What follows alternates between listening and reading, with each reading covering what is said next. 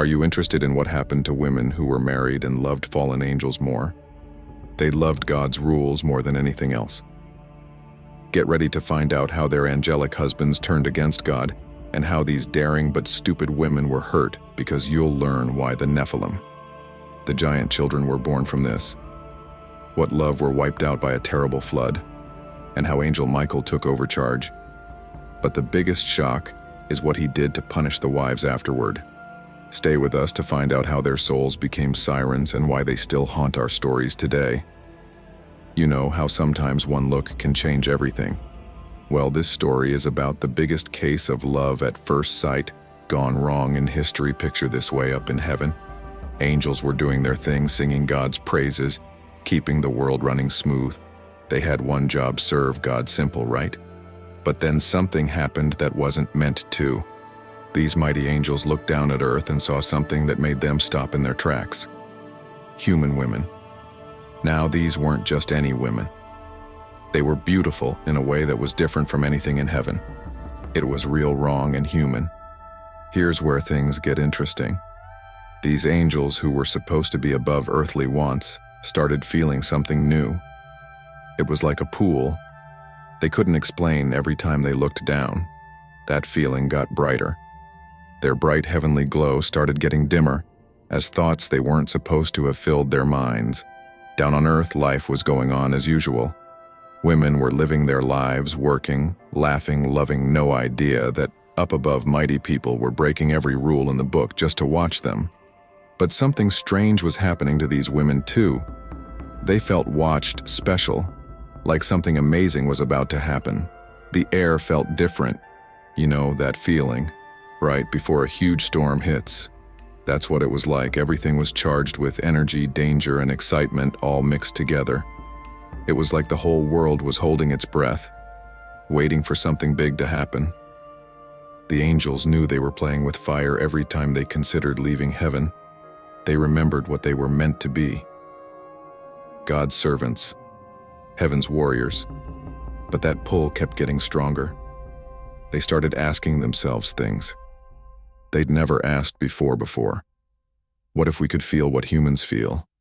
What if we could love like they do? Their hearts, which were made to love only God, were now filled with urges they couldn't control each day more. Angels joined in, watching the earth below. Each day their resolve lessened a little more. The option was tearing them apart. Stay true to their goal, or give in to these new feelings. Everything was about to change. Heaven and earth were never meant to mix like this.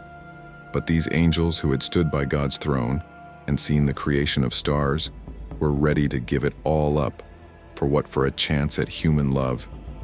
Little did anyone know this choice would start a chain of events that would shake both heaven and earth to their core. These angels were about to learn the hard way that some rules aren't meant to be broken, no matter how tempting the reason. Music.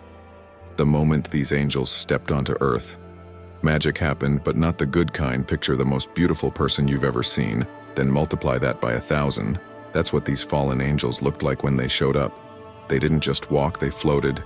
They didn't just speak their words, sang like music.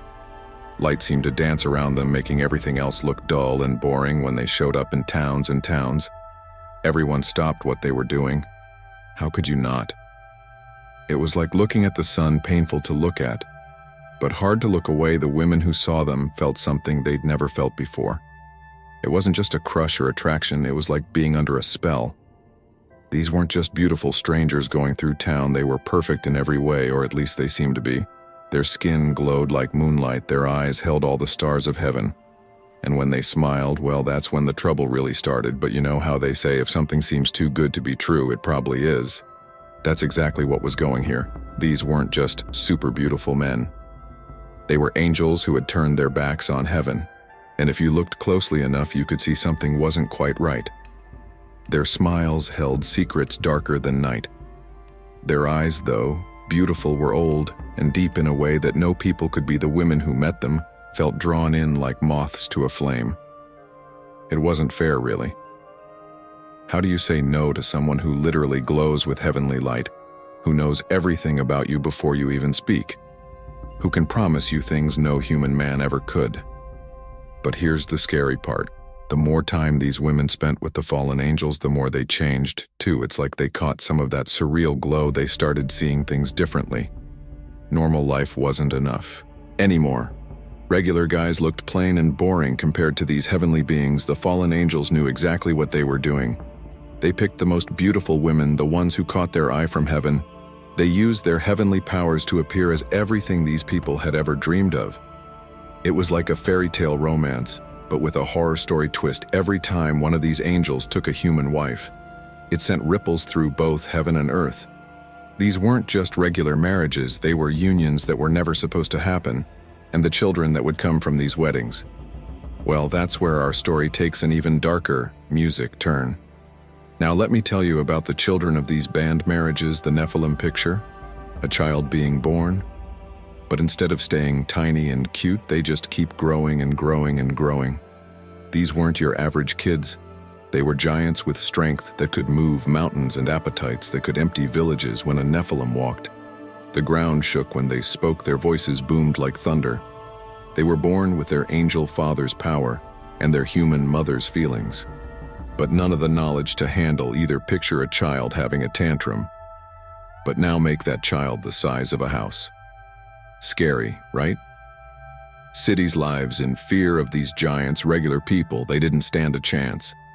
The Nephilim took what they wanted, ate what they wanted, and destroyed anything in their path. Some were as tall as trees, others even bigger. They weren't just big, they were smart too. And that made them even more dangerous. Up in heaven, God watched all of this happening. His perfect world was being turned upside down by these hybrid creatures who were never meant to exist. His anger grew day by day as he saw how these giants terrified his creation. The people he loved so much were living in constant fear, hiding in their homes, asking for help. That's when heaven's best warriors, the archangels, knew they had to step in. But even for them, this wasn't going to be easy. Fighting a Nephilim was like fighting a force of nature. They were practically unstoppable. And there were so many of them, the archangels gathered their forces. They knew this would be the biggest battle they'd ever fought. Michael, Gabriel, and the others planned their attack carefully. They couldn't just rush in. These weren't monsters they were fighting. These were animals with angel blood in their bodies. But here's the thing about having God on your side. You get backup plans, big ones. When the archangels realized even they might not be enough to stop the Nephilim, God chose to step in himself. He had a plan that would change the world forever. A flood that would wash away all the evil that had spread across the earth. The fight that followed was like nothing the world had ever seen. Heaven's armies against the mighty Nephilim, with the biggest flood in history on the way. Lightning split the sky. Thunder shook the mountains, and rain began to fall. The Nephilim, for the first time ever, felt something they'd never felt before. Fear. It was about to become clear to everyone, angels, people, and Nephilim alike, that some lines should never have been crossed. But before we continue, have you subscribed to the channel already? If not, do it right now, because we publish amazing Bible material weekly, which will enhance your information about the Bible and the events stated. What are you waiting for? Hit on that join button, right?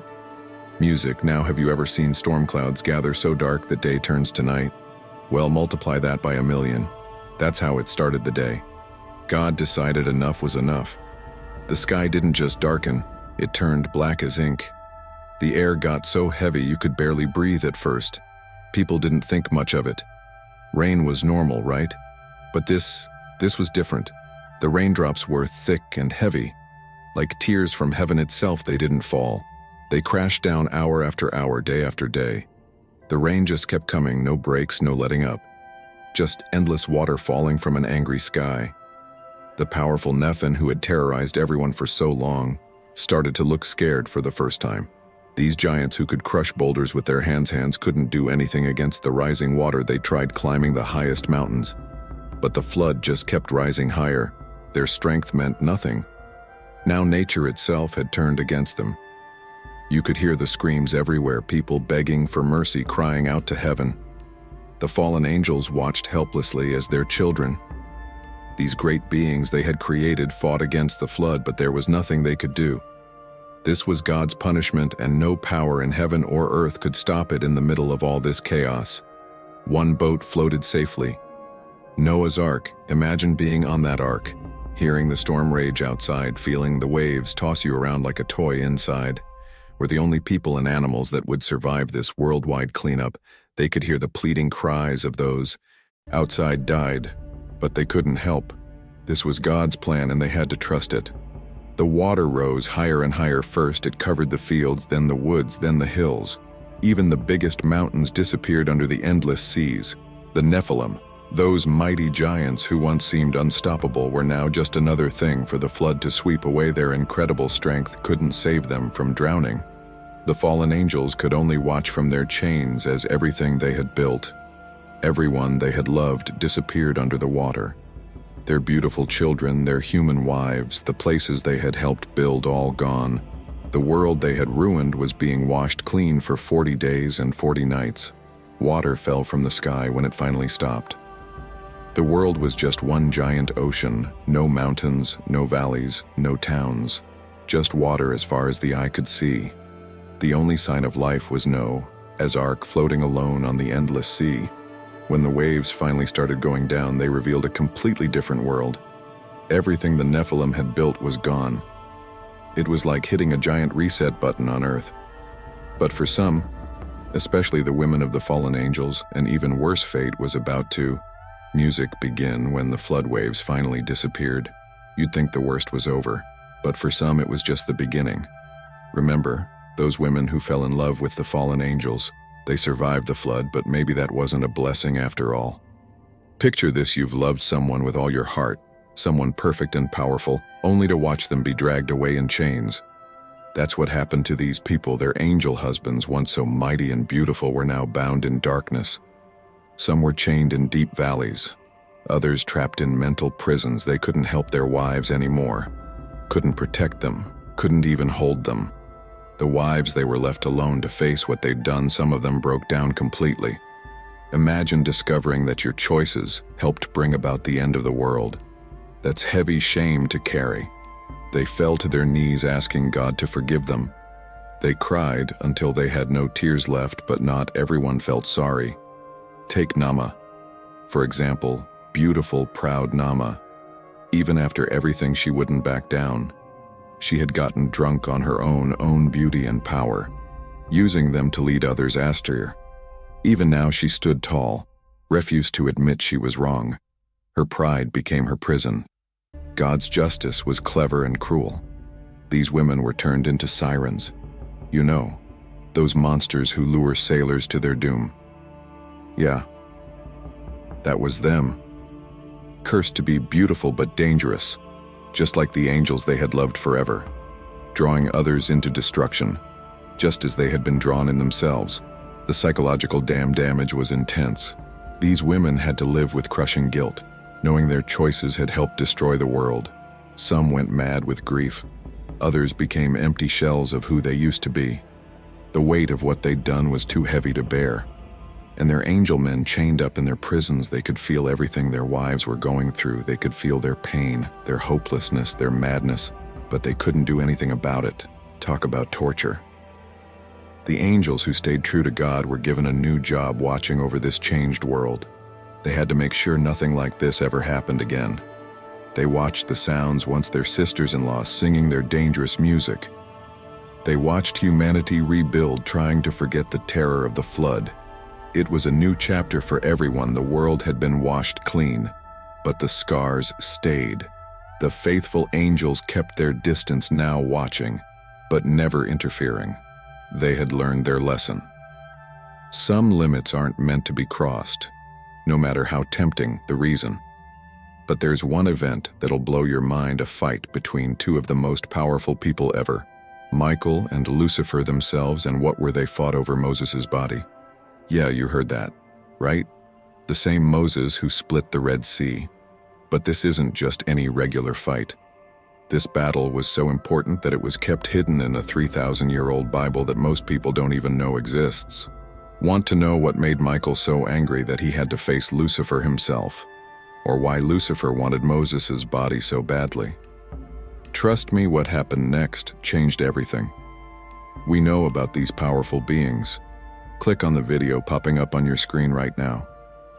You won't believe what really went down between heaven's greatest warrior and its biggest traitor. This is one Bible story. They definitely didn't teach you in Sunday school.